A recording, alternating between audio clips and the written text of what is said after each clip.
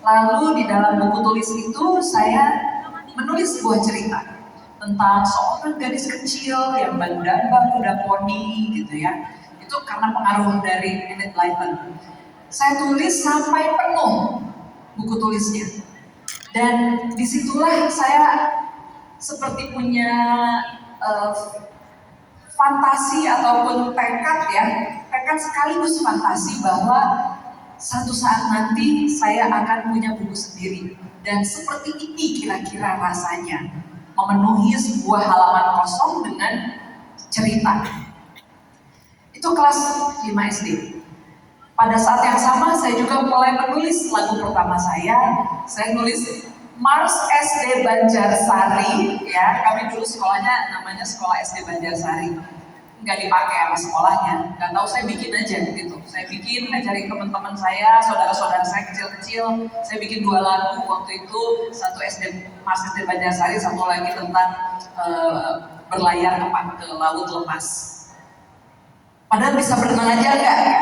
Kenapa dulu tuh sampai bikin lagu tentang berlayar? Tapi anyway, itu adalah pengalaman pertama saya untuk berkreasi gitu. Dan akhirnya hobi itu berlanjut terus.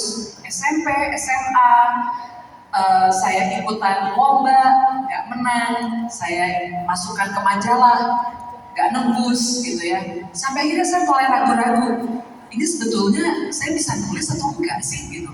Rasanya kok bisa, tapi kan saat itu kita nggak punya outlet seperti sekarang ya. Kita bisa tayangkan di blog, kita bisa masukkan ke Wattpad, kita bisa masukkan ke berbagai macam platform penulisan. Saat itu ya validasi kita bisa menulis adalah tembus majalah atau tembus penerbitan.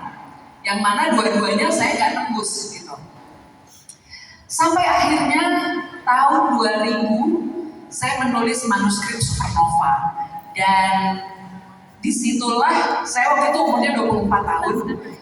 Saya mengalami yang namanya krisis seperempat abad ya.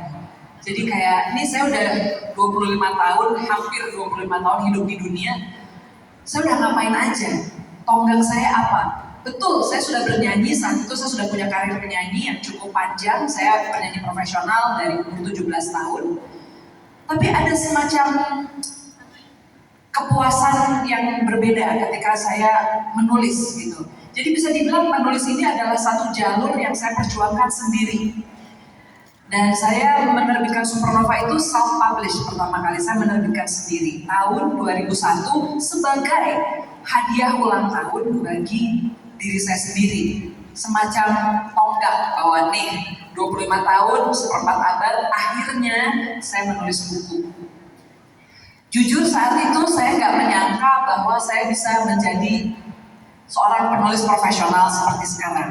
Saya bayangkan waktu saya terbitkan Supernova pertama kali, itu kan banyak sekali kesalahan karena ketidaktahuan saya ya. Saya terbit itu, saya mencetak 7.000 buku.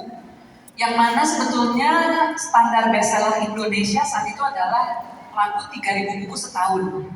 Tapi saya malah bikin 7.000. Gara-gara polos aja naif. Jadi saya bayangkan tadinya saya bakal jualan Supernova itu sampai nenek-nenek.